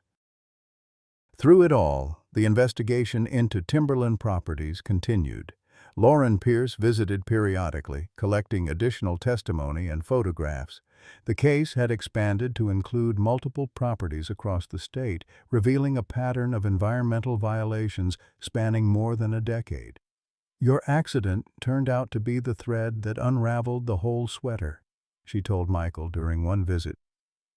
"We've been trying to build a case against them for years, but could never get enough evidence to stick. The illegal clearing on your property, documented with your photographs, connected directly to your injury, gave us the opening we needed." "What about my nephew?" Michael asked, the question that had lingered in his mind for weeks finally finding voice. "Will he face charges?" Pierce's expression softened slightly. "Mr. Warren, your nephew's involvement is complicated. Legally, he was a facilitator rather than a direct participant in the environmental crimes. He's cooperating with our investigation now, providing evidence against the developers." Michael absorbed this information silently. Jeffrey had never called, never visited since the accident. The betrayal remained a wound that seemed reluctant to heal. "Would you like me to arrange a meeting?" Pierce asked perceptively. Sometimes in these situations, family members need a neutral third party to facilitate communication. "I'll think about it," Michael replied, not yet ready to face the nephew who had conspired to take his home. As November arrived with its shorter days and bitter winds, Eleanor brought news that sent a chill through Michael unrelated to the weather. "Stella and the cubs have been preparing a winter den," she reported. "It's in that hollow oak about 200 yards into the forest. They've been lining it with leaves, insulating materials, classic pre-hibernation behavior." "Hibernation?" Michael repeated, his voice catching. "For how long?" "Raccoons don't truly hibernate like bears," Eleanor explained gently. "They enter a state called torpor during the coldest parts of winter. They'll still emerge on warmer days, but their activity will be significantly reduced until spring." The news, while scientifically unremarkable, struck Michael with unexpected force. He had grown accustomed to Stella's daily visits, had come to rely on them as markers in his recovery journey. The prospect of her absence, however temporary, felt like another loss in a life already marked by too many. "It's natural," Eleanor reassured him, noting his distress. "And it's actually a good sign. It means they're healthy, following normal seasonal patterns." Michael nodded, forcing a smile. "Of course, He trailed off, unable to articulate the complex emotions surging through him. That evening, after Eleanor had left, Michael sat on the porch despite the cold, wrapped in blankets, his injured leg propped on a stool. The forest was quiet, most birds having already departed for warmer climes. The bare branches of deciduous trees stood stark against the twilight sky, while pines and hemlocks provided the only remaining green in the landscape. As darkness settled around him, Michael heard a familiar chittering sound. Stella emerged from the forest edge, her cubs following single file. The family approached the porch cautiously, their movements more deliberate than in warmer months. "Hello, friends," Michael said softly. "Eleanor tells me you'll be taking a long nap soon." Stella climbed the porch steps, her cubs remaining at the bottom. She approached Michael's chair, her behavior showing none of the skittishness typical of wild raccoons. For several minutes she simply sat near him, occasionally glancing at his leg brace or up at his face. The moment held a quality that defied rational explanation, a sense of communication beyond words or scientific understanding. Michael had spent enough time with Stella now to recognize the subtle differences in her postures and expressions. This visit felt deliberate, purposeful, almost like a formal goodbye. "I'll be here when you wake up," he told her, his voice thick with emotion. "I'll keep getting stronger. You keep taking care of those cubs." Stella remained a while longer, then descended the steps to rejoin her offspring. The family disappeared into the darkness of the forest, leaving Michael alone with the night and his thoughts. The following day brought an unexpected visitor. Michael was reviewing footage from the trail cameras when a sleek black car pulled into his driveway. From his window, he watched Jeffrey emerge, looking hesitant and uncomfortable in expensive city clothes that seemed out of place against the rustic backdrop. Michael's first instinct was to refuse to see him, to send him away without a word. But something, perhaps his conversations with Sarah and dreams, perhaps his evolving perspective since the accident, made him reconsider. "Let him in," he told the home health aide who had arrived to check on him that morning. Jeffrey entered the cabin like a man approaching his own execution, shoulders hunched, eyes downcast, steps hesitant. He stopped several feet from Michael's chair, seemingly unable to move closer. "Uncle Mike," he began, his voice barely audible. "I don't know where to start." Michael studied his nephew, noting the changes since their last meeting. Jeffrey looked thinner, the confident financial advisor replaced by someone haunted and diminished. The expensive clothing hung loosely on his frame, and dark circles shadowed his eyes. "Why don't you start with the truth?" Michael suggested, his tone neither accusatory nor forgiving. "All of it." Over the next hour, Jeffrey's story emerged in halting fragments, gambling debts that had spiraled out of control, threats from unscrupulous creditors, desperation that made Timberland's offer seem like salvation. The developers had approached him initially for information about Michael's property, offering a finder's fee that would solve his immediate problems. What began as simple information sharing had evolved into active participation in their scheme to pressure Michael into selling. "I told myself you'd be better off," Jeffrey concluded, tears streaming unchecked down his face, "that a retirement community would be safer than this isolated cabin, that the money would give you security. But those were just excuses. I wanted the payoff. I betrayed you for money, and I can't ever make that right."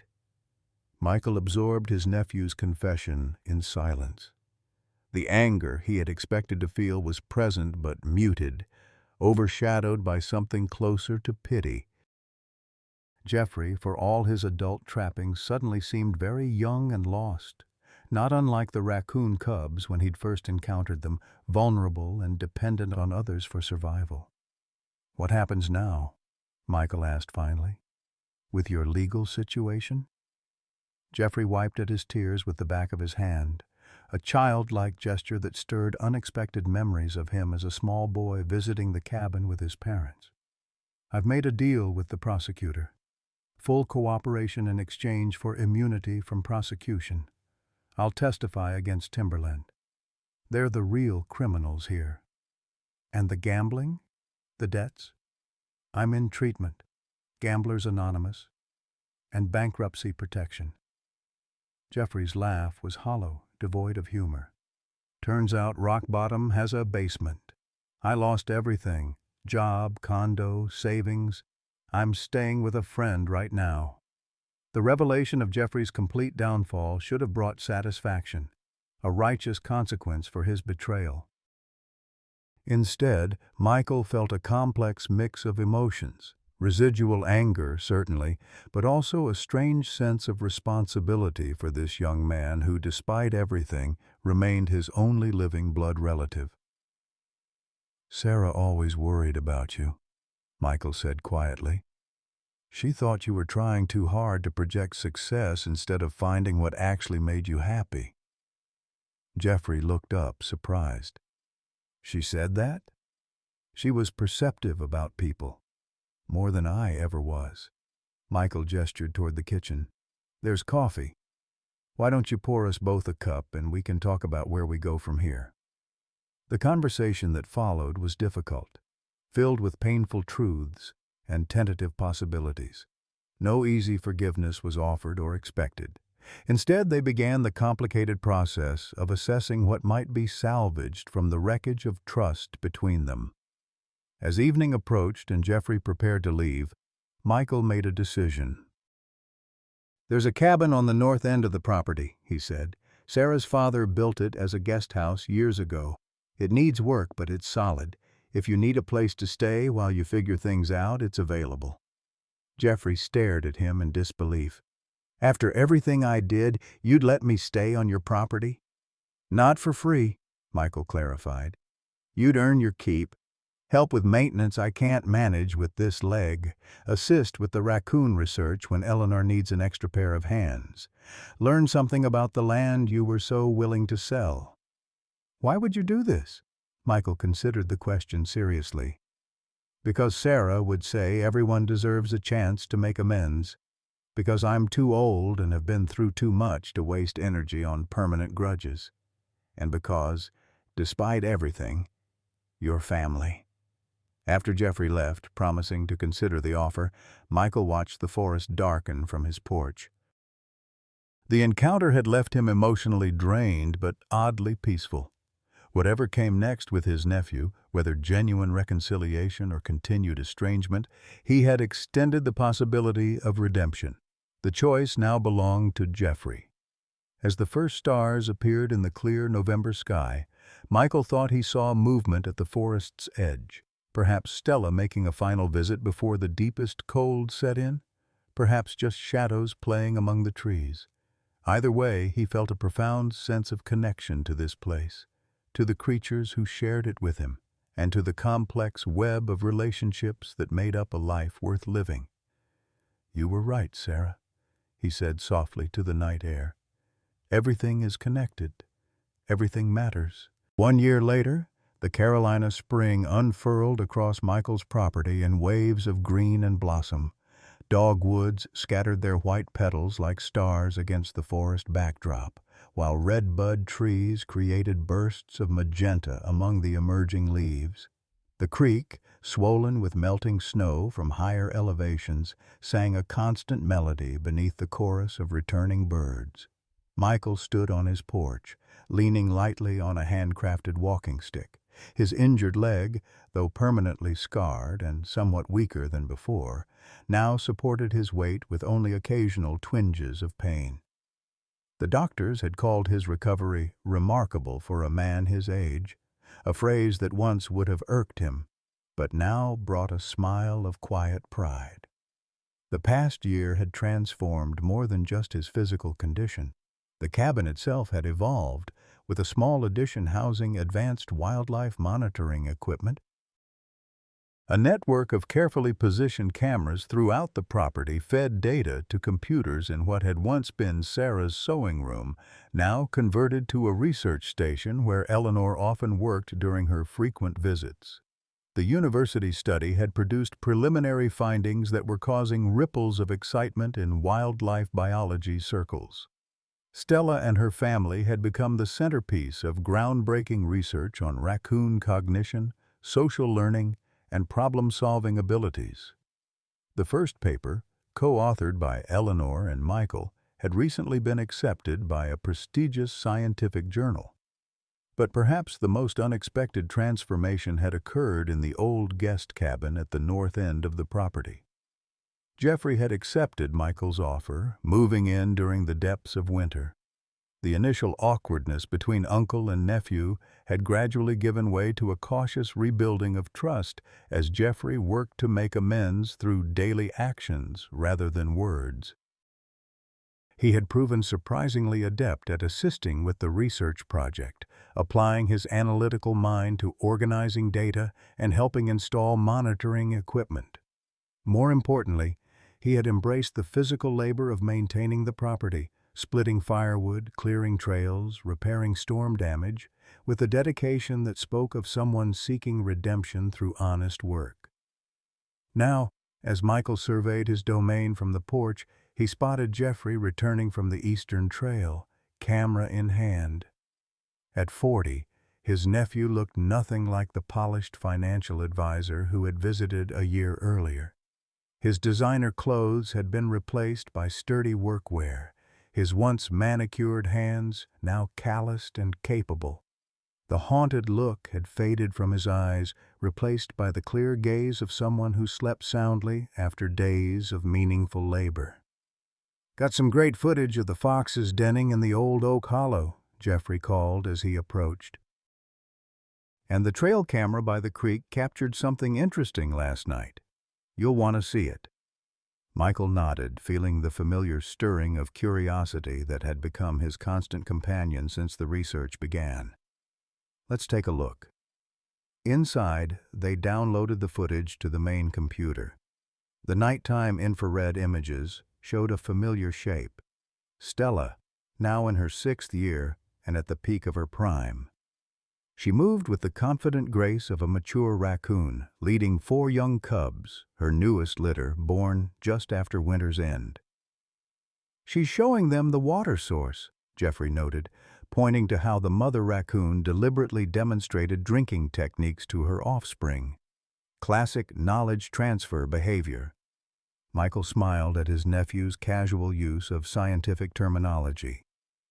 Jeffrey had absorbed the language and concepts of wildlife research with surprising enthusiasm, finding in this new field a purpose that his previous career had never provided. "Eleanor will be pleased," Michael said. "This confirms transgenerational teaching in multiple contexts." They were still reviewing the footage when a car pulled into the driveway. Lauren Pierce from the Attorney General's office, now a frequent visitor as the case against Timberland Properties approached its final stages. "Good news," she announced without preamble as she entered. "The judge denied their last motion to dismiss. We're going to trial next month, and with the evidence we've accumulated, I'm confident we'll get a conviction." The legal proceedings had grown in scope and significance over the past year. What had begun as an investigation into illegal clearing on Michael's property had expanded into one of the largest environmental crimes cases in state history, revealing a pattern of violations spanning decades. Jeffrey tensed slightly at the news. His testimony would be crucial in the upcoming trial, placing him in the uncomfortable position of facing his former co-conspirators in court.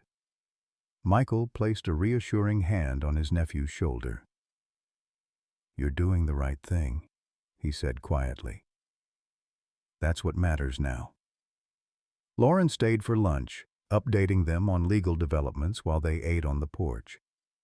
The conversation eventually turned to the future of Michael's property.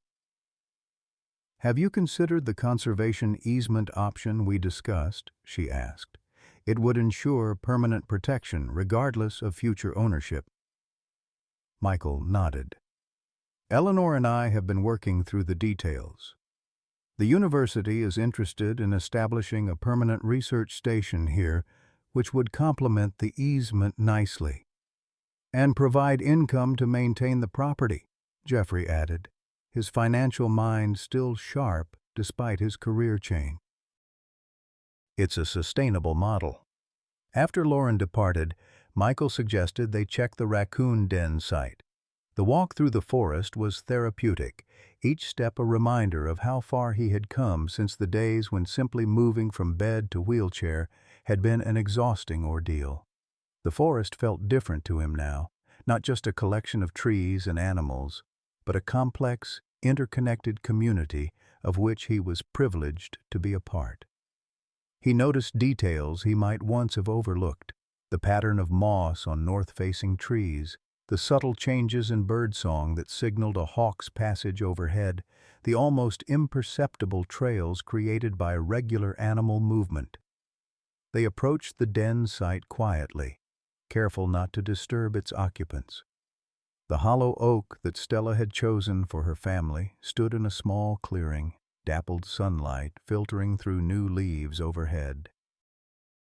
Michael and Jeffrey settled on a fallen log at a respectful distance, waiting with the patience they had both learned through months of wildlife observation.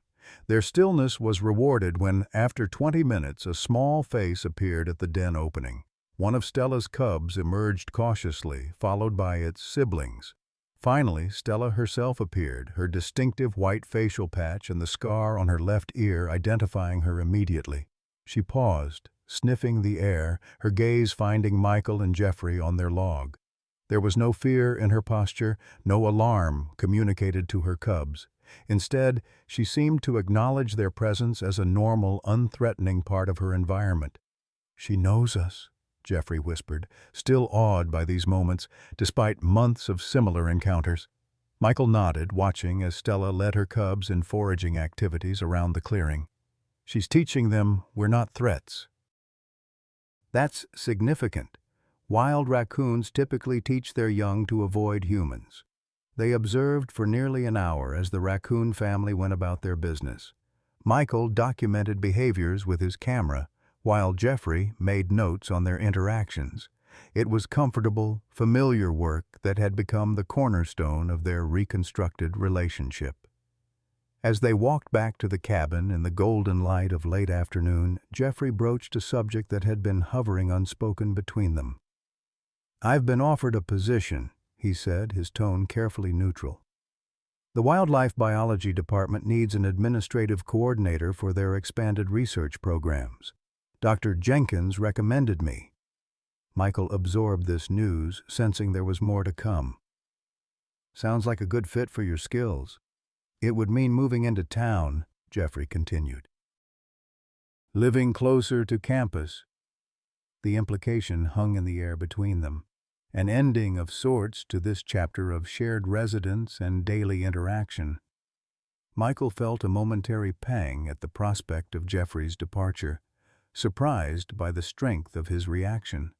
When had his nephew's presence shifted from obligation to genuine connection? "The guest cabin will always be here if you need it," Michael said finally. "But you should take the position if it feels right. You've earned the chance to build something new." Jeffrey's relief was palpable.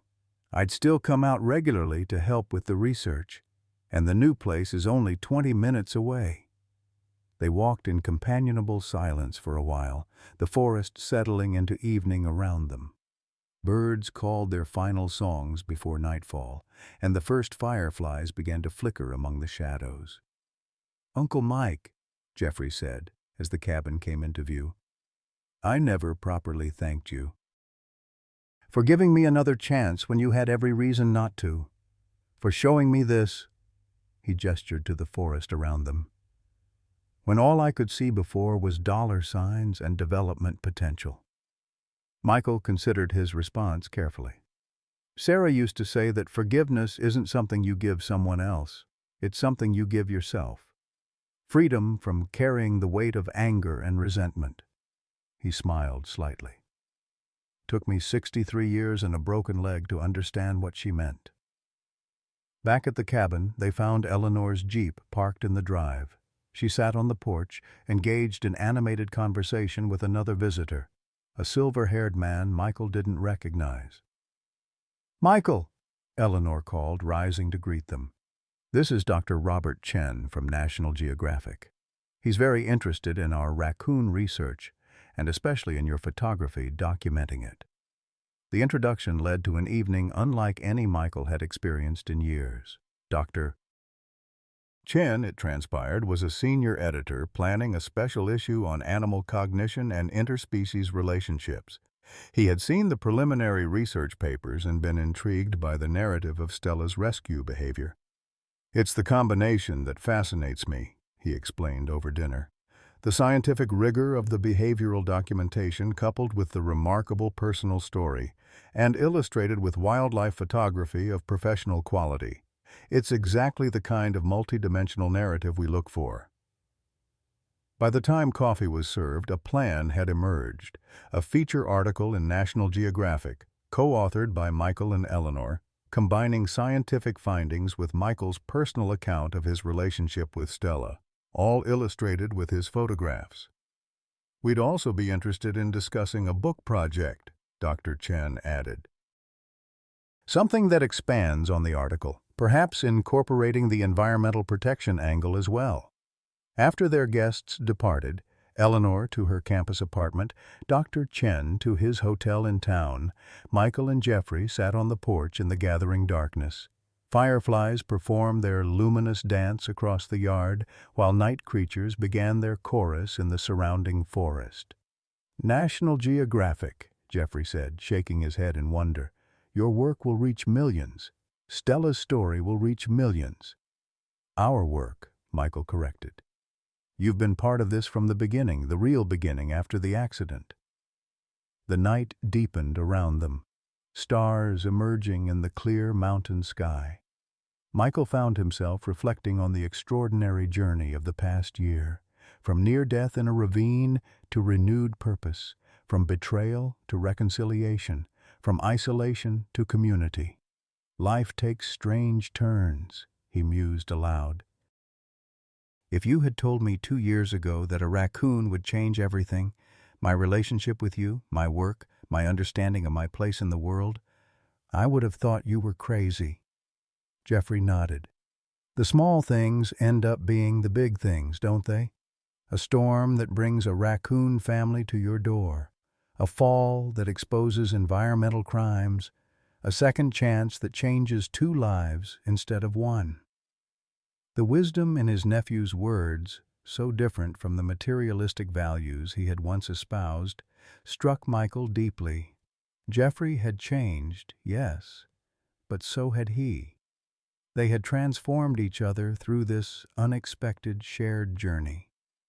The following morning dawned clear and bright, the kind of perfect spring day that seemed to vibrate with possibility. Michael rose early, completing his physical therapy exercises with the diligence that had become habitual. His leg would never be what it was before the accident, but it served him well enough for the life he now lived, a life richer and more connected than he had believed possible after Sarah's death. He was preparing breakfast when Jeffrey appeared, already dressed for a day of field work in well-worn jeans and a flannel shirt. "I'm going to check the cameras on the North Trail," he said, pouring coffee. "Then I thought I'd clear some of the debris from that fallen maple near the creek." "Take the good camera," Michael suggested. "The wood ducks should be nesting in that section now." They were discussing the day's plans when movement on the porch caught Michael's attention. Through the window, he saw Stella and her cubs making their regular morning visit, exploring the offerings in the feeding station Eleanor had designed for their research. "Right on schedule," Jeffrey observed with a smile. Michael watched the raccoon family, marveling as he often did at the strange serendipity that had brought them into his life. Stella rose on her hind legs, peering through the window with that uncanny intelligence that had first captured his attention during the storm. Their eyes met across the glass, human and animal, observer and observed, rescuer and rescued. In that moment, the artificial boundaries seemed to dissolve, leaving only connection, only recognition, only the shared experience of 2 living beings whose paths had crossed at precisely the right moment. "You know," Michael said softly, "Sarah would have loved this, all of it. She always believed there was more to life than what we could easily explain or categorize." "She sounds like a remarkable woman," Jeffrey replied. "I wish I'd known her better." "In a way, you're getting to know her now," Michael said. "Through this place she loved. Through the work we're doing to protect it." Later that morning, as Jeffrey departed for his field work and Michael settled at his computer to organize photographs for the National Geographic project, he found himself reflecting on Sarah's favorite quote, words from John Muir that she had framed and hung in their bedroom. "When we try to pick out anything by itself, we find it hitched to everything else in the universe." For most of his life, Michael had viewed those words as poetic, but ultimately fanciful. Now, having witnessed the extraordinary chain of events set in motion by a storm, a raccoon family, and a fall into a ravine, he understood them as profound truth. Every action, every connection, every moment of compassion or courage rippled outward in ways impossible to predict, but essential to the fabric of existence. He opened his photography software and began selecting images for the article.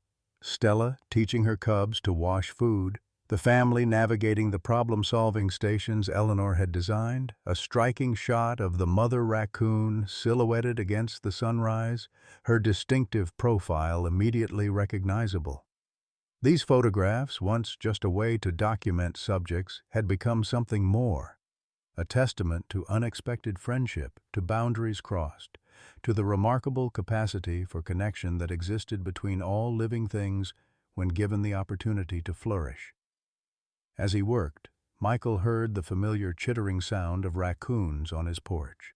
Glancing out, he saw Stella watching through the window as if checking on his progress.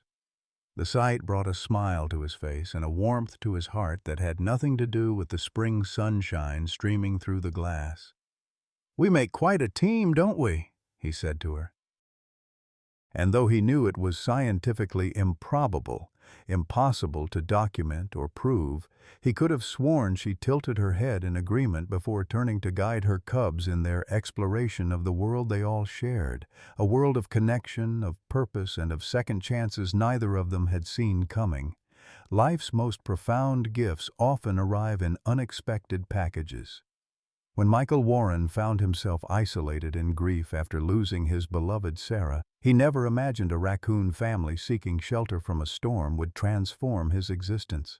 Through Stella's remarkable intelligence and loyalty, Michael discovered that connection transcends species, that purpose can emerge from our darkest moments, and that it's never too late to begin again. His journey from loneliness to purpose, documenting Stella's family, protecting the land he cherished, rebuilding his relationship with his nephew, reminds us that aging doesn't mean diminishing.